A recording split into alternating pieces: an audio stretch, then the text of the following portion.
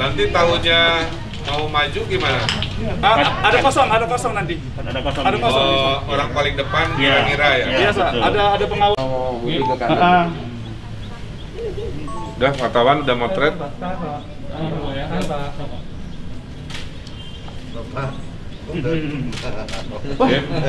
Ini ditutup. Di foto G. Ini dibuka, ini ditutup. Di payung, Imam.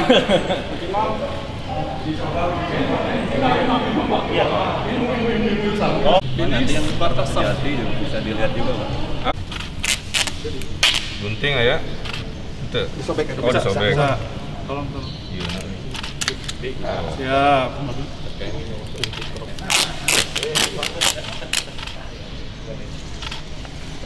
Tentuan itu. Iya, ada sih yang biarnya mundur deh. Oke. Udah siap. Ya. Sip, Pak. Oke.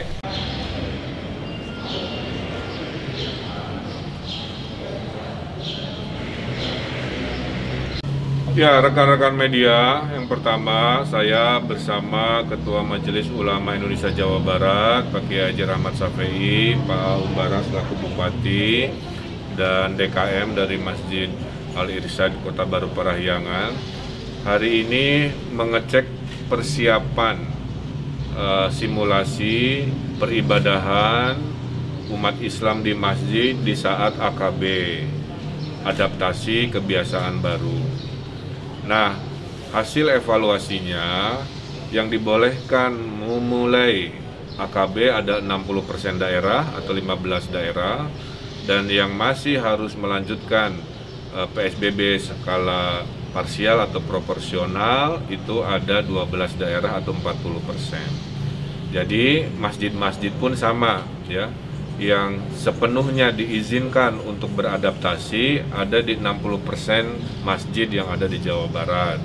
Kepada yang 40% masih belum memungkinkan karena fatwa dari MUI adalah jika terkendali bisa dikembalikan dalam peribadahan di masjid, jika belum terkendali secara ilmiah tidak boleh, kira-kira begitu. Jadi ini saya sampaikan, pembukaan rumah ibadah tidak berlaku untuk seluruh daerah, hanya mereka yang sudah secara ilmiah masuk daerah terkendali. Ya, ini penting ya, tolong dicatat supaya tidak salah paham, disangkanya boleh untuk semua.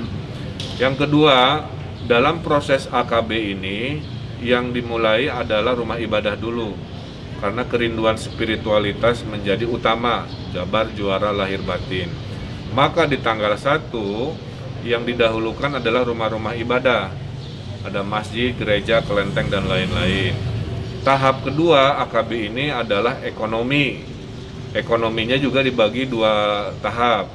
Ekonomi low risk, yaitu industri dan perkantoran dulu.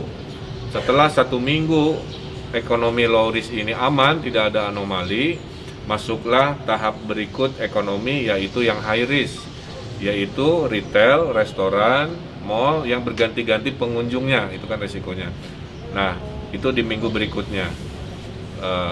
Juga masuk pariwisata, jadi pariwisata tidak di minggu pertama, mungkin di minggu kedua, itu pun harus dites dulu, namanya pariwisata individu, kira-kira gitu ya. Tidak boleh berkeluarga dulu, beramai-ramai dulu.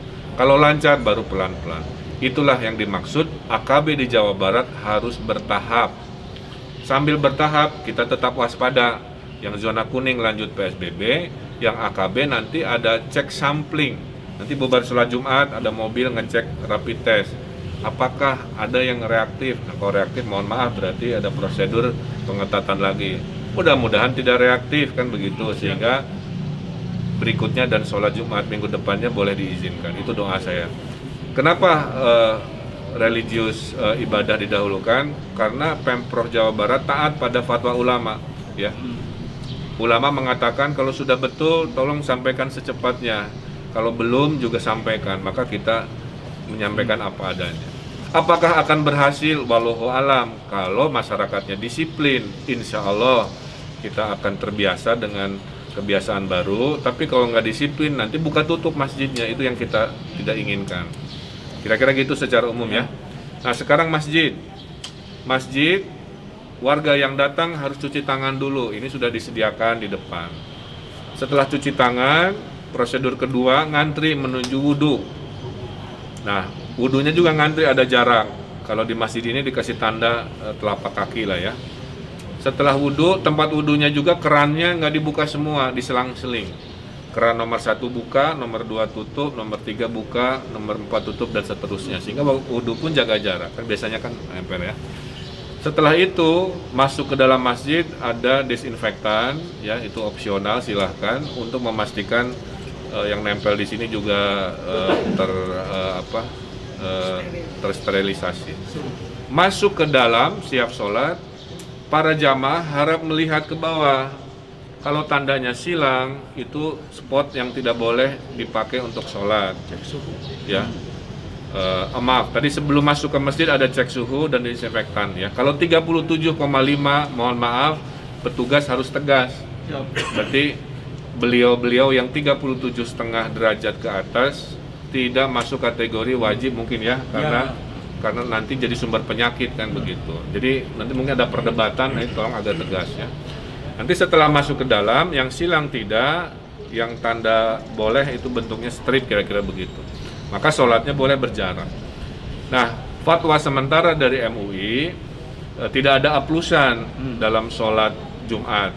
Maka nanti diatur, karena tadi semua hamparan bumi adalah tempat ibadah, maka kalau dalam interiornya sudah penuh, silahkan sholat di halaman, silahkan sholat di paving block, kan begitu ya.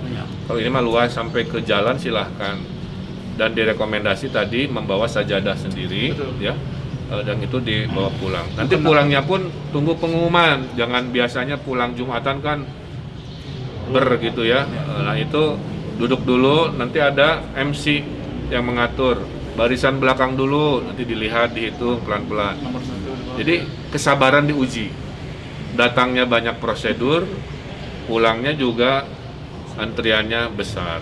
Nah, ini tidak nyaman, tapi inilah cara paling baik menyeimbangkan antara protokol kesehatan dengan syariat peribadahan. Sebelum di sini saya tadi juga datang ke gereja Pantai Kosta di Padalarang.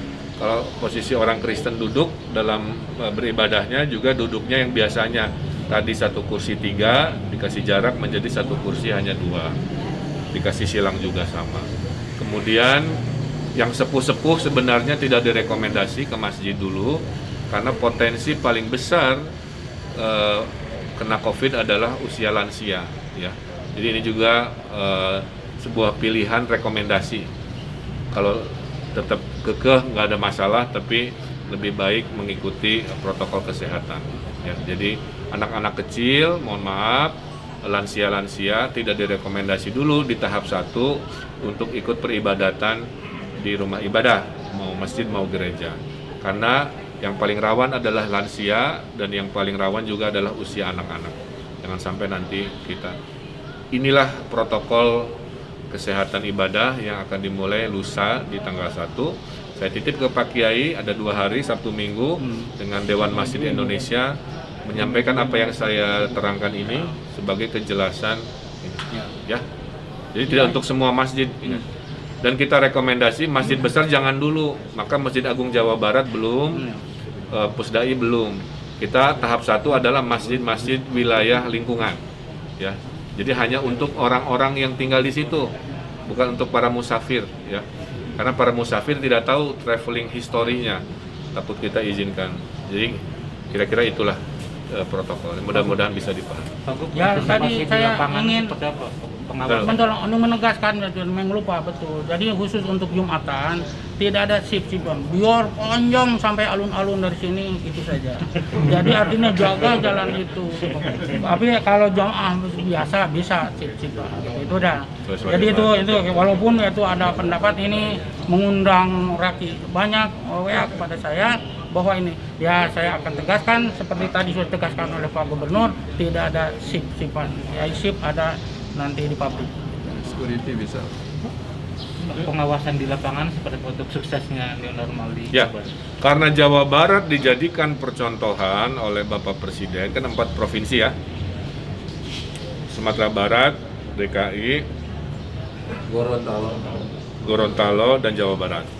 Ada 300.000 TNI Polri khusus mengawal 14 hari AKB ini. Jadi nanti mohon izin Pak, karena ada polisi TNI di sini juga, membantu memastikan proses transisi ini disiplin diikuti oleh jamaah. Nanti kalau ternyata disiplin, tidak perlu banyak pengaturan, dalam hitungan hari pelan-pelan seragam hijau, seragam coklat juga akan menghilang kira-kira begitu. Tapi kalau ternyata masih tidak disiplin, nah itu yang dikhawatirkan ada gelombang kedua karena ketidakdisiplinan. Saya sih berdoa mudah-mudahan rakyat Jawa Barat taat ya pada fatwa ulama, taat pada arahan pemimpin. Maka saya titip para ketua DKM harus paham betul seperti contoh teladan dari Masjid Al-Irsyad ini. Detil sekali, ketat sekali, tapi demi kenyamanan kita dan keselamatan nyawa kita. Kira-kira begitu.